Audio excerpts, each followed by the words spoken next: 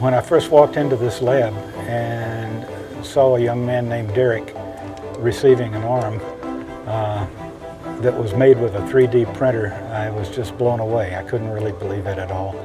I like to say, we make children smile, we make parents weep, and we make nerds rejoice. And any of those is actually a real badge of honor, but to be able to do all three all at once, which is what usually happens, is huge.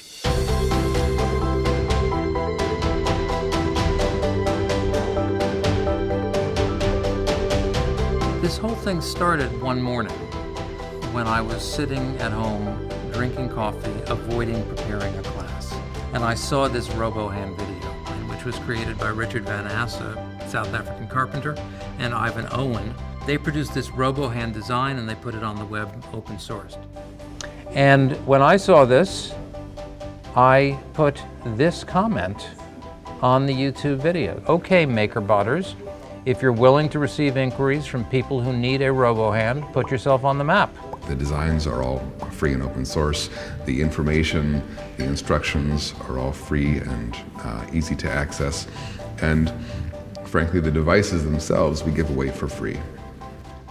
You know, at some point it became clear that this thing was taking off. It was going to continue to grow, and that we had thousands, potentially tens of thousands of people who were going to be involved in this project. And it turns out we probably need to be able to support them. So we created the nonprofit e-NABLE Community Foundation.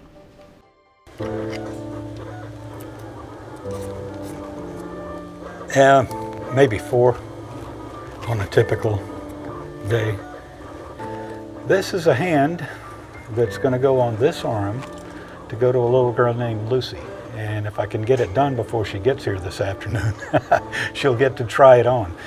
Lucy came in quite some time ago, 3 or 4 months ago, and we began working out some new techniques for how to customize the arm. We have a family friend who works here at RIT, and so she had mentioned it to us at a family party probably about 2 years ago. Awesome. Awesome. We've gone through 6 or 7 visits at this point, and we've changed the design several times, but she went home with her first arm, I don't know, about 2 or 3 months ago, and she takes it to school. She's a hero in her class. She's really excited. She said, what I really like about it is I get to stack cups, which apparently is what all the kids do and which she couldn't do before, and she does do it now. And when I visited her class, the other kids said, Lucy's stacking cups now, and she's really good. And so that's a big deal. At least from what I see with these kids, and I imagine they'd be similar for myself, you go from being the kid with the funny hand to being the kid with the robot hand, or in some cases the kid with the superhero hand. For the most part, you know, she's living her life as a one-handed person, but what e-NABLE is making now is a tool for her to do other things that she can't do.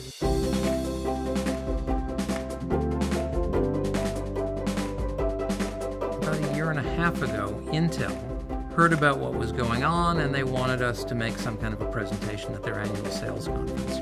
So we give a 4-minute presentation. I walk out and I explain how I've started this new organization. We're using 3D printers. Peregrine walks out and he's not wearing he's got his Talon hand dangling from his belt loop.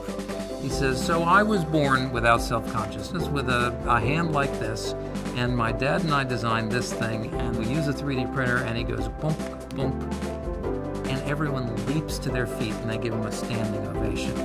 Your brain has a map of where all your body parts are. This started to be part of that.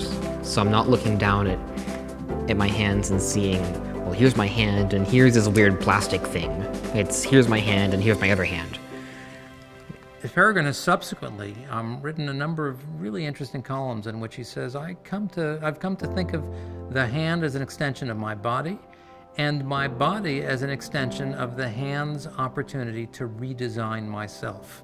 Every time we make a new hand, I'm seeing it as a prototype. This is just the next version. What can we do to, almost before it's even off the printer, I'm already looking at ways to try and make it better. What we're trying to do is we're trying to almost like fast pace what you would originally do with research and development. So you have one idea here, and you have another idea here, and you have someone who can help you make that idea either happen or even better. There are no single inventors here. Skip can tell you a story that the way he tells it begins with my observation in a very hand-waving fashion that our hands, in their then design, all of the fingers contract at once. But we adaptive humans have what we call an adaptive grip, in which different fingers will adjust and clench to conform to the shape of the object. I said it ought to be possible to do that, and I drew some cockamamie diagram in which I just imagined that there would be one continuous loop of string that would be shared among all of the fingers. He just published a sketch, and a high school student on a summer job in a lab across the country, in the same evening he started working on a CAD design, trying to test Jon's idea. He published his findings, and then Steve Wood ended up refining that and making it so that it would work in a hand. And then further it was refined to what we have currently by Skip Metzi, who works at our lab. And reinvented a device that was named in the 19th century, I think, called a whippletree. I've been told recently that it was used for horse carriages. It was an idea that was taken through different members of the community and finally realized into what it is now. So today, we now have what's called a tensioner box, which snaps into the grooves of the Raptor hand, which contains the whippletree, which is derived from that whole experimental lineage of half-baked ideas, which is producing a pretty slick package right now. So from the original idea that we had for the whippletree to having an arm that we used, it took about 3 months. In the ordinary marketplace that I've worked in for 40 years, that would probably take years. In our community, we introduce improvements monthly. Now, I can name most of the people who are involved in that process, except what about 20 or 30 people who cheered it on, or who offered criticism, or who said this didn't work, but that information was useful. So all of that is possible in a community that is more interested in coming up with a good solution to a problem than in coming up with a proprietary product that they can defend against intruders. It's taken the open source community and that force of development to really make it something worthwhile. And a patent on it would have destroyed that capability. And I think it would have severely stunted, if not completely cut off, the growth of this project. Our goal is to totally democratize the process so that any amputee can find an appropriate device and get access to the information and the design files and make themselves an assistive mechanical device. And it's clear that our key mission is to provide access, not to protect treasure.